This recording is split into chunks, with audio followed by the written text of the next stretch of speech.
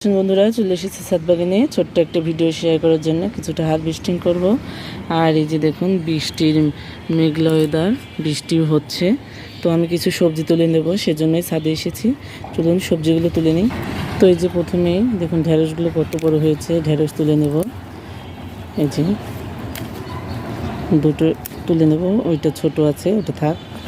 আর এখানে দেখুন করলা হয়ে আছে, করলা তুলে নেব। এই করলাটা তো পেকে গেছে, এটাকে বীজ বানাবো। আর এখান থেকে তুলে নেব একটা ডাঁটা, এই যে একটা ডাঁটা তুলে নিলাম। আর এখানে চলে এসেছি বেগুন গাছের কাছে, দুইটা বেগুন একই ডালে আছে, তো তুলে নেব। তো এই যে দেখুন বেগুনটা এখন তুলে নেব।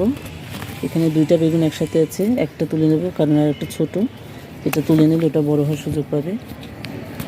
তো এই যে এখানে দেখুন আর একটা বেগুন হয়ে আছে, এই বেগুনটা তুলে নিলাম।